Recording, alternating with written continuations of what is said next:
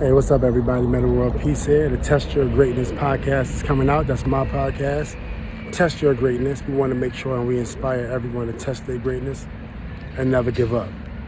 So, I was just thinking about a few things in terms of politics. You got the Republican Party, you got the Democrats, you got the Independent. You have a lot of other parties. Growing up, obviously, I think when you grow up in urban communities, you probably side with Democrat. You grow up in a, more wealthier neighborhood. You probably side with the Republican Party. If you grew up in an urban community, you probably don't know much about independence until you get older. But it's more red, blue, Democrat, Republican.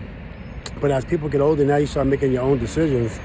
And I think that's the cool thing. So, I'm cool. I got friends across this both aisles, right? Like all three aisles, actually. Probably, definitely, Green Party, because I love everything about keeping the earth clean and, I'm just learning as I go, right? So, we got Republican friends, we got Democratic friends, and we have independent friends.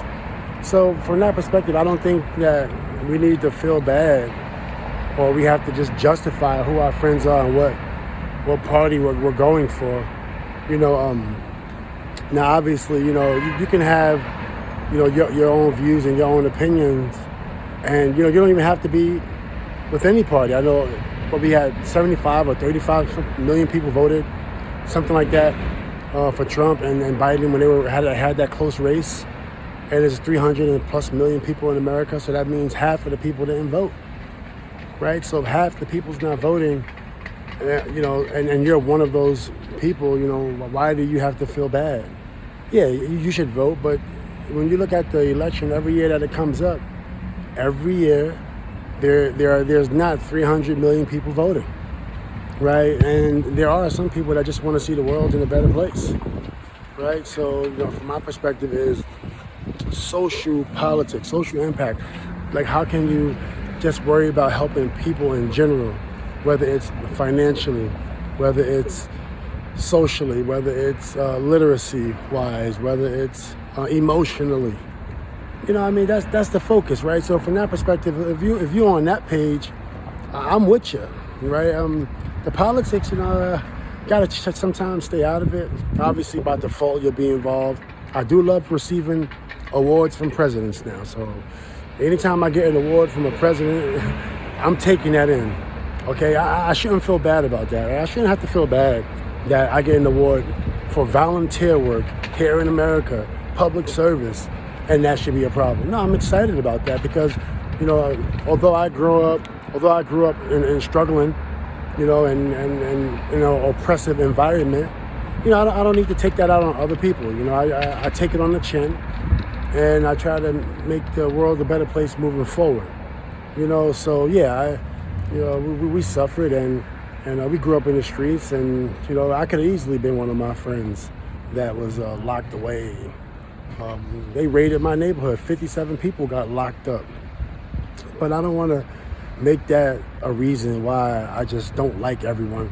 Yeah, I did come in, to the professional environment, not really citing or understanding, nor wanting to understand the corporate structure, because look how I grew up. We grew up, and it was a struggle, and you have to duck and get out the way all the time, right? But now it's all about, okay, we got the opportunity moving forward to collaborate and work together, and not necessarily getting the cat and dog fights that everybody else is getting into. Nobody wants a cat and dog fight all the time. Whoever's running for president, good luck. Go do your thing. Like, there's no need to have a cat and a dog fight every single time. So I just want to, wish everybody, all the candidates, wish them well, and all the different levels, public service, council, and all that stuff. But for sure, we pushing social impact. For sure, we pushing education. Like, that don't really have any negotiation, right? Like, we going hard in the pain. Trying to make a difference in literacy, wellness, education, finance.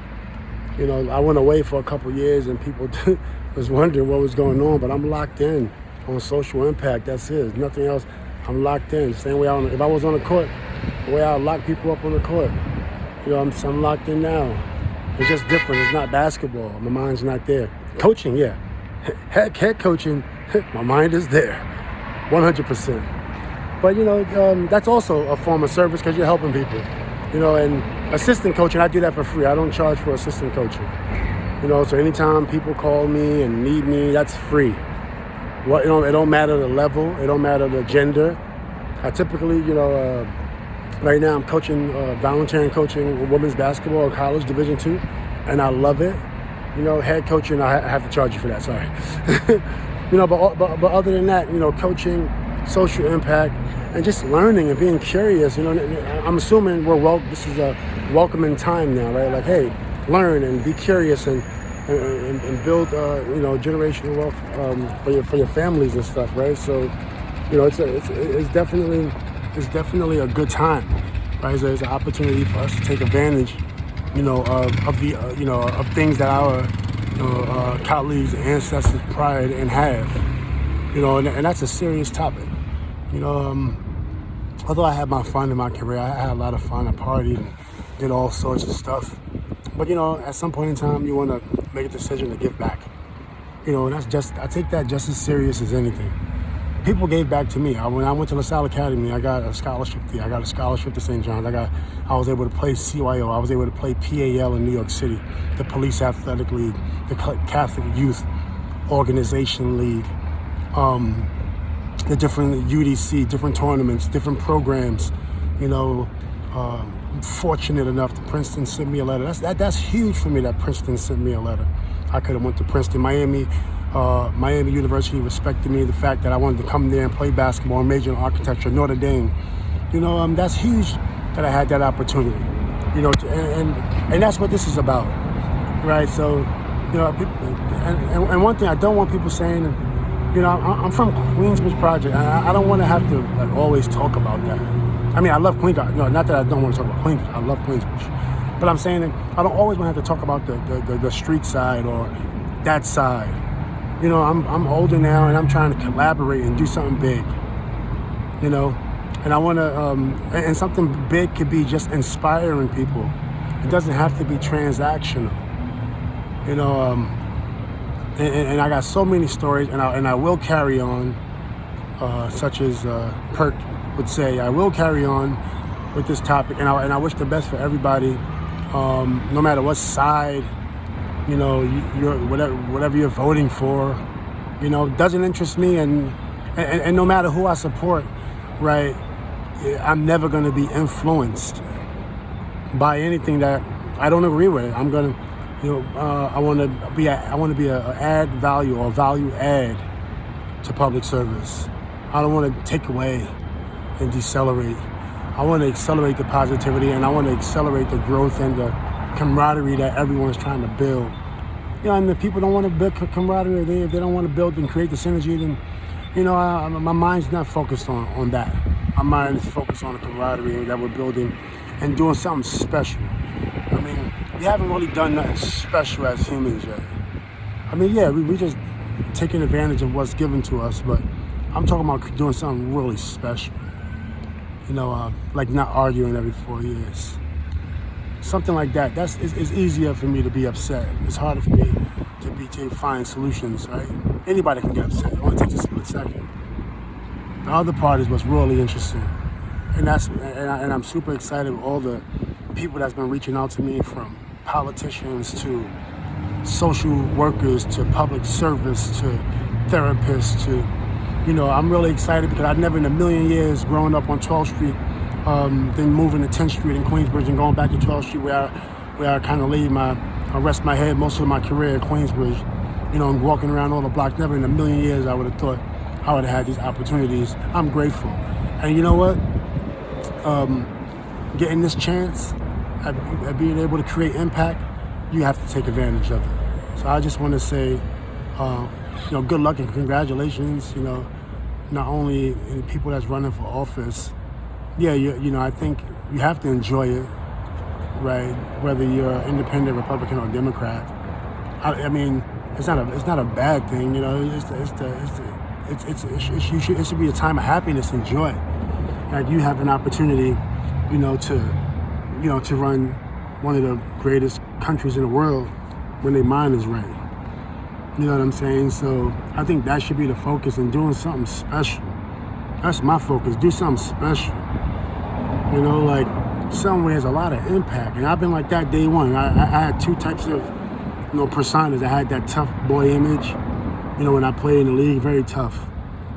And then I also, that whole time, that's why I got the NBA Citizenship Award, because the NBA, thank you to the NBA, I really love the NBA.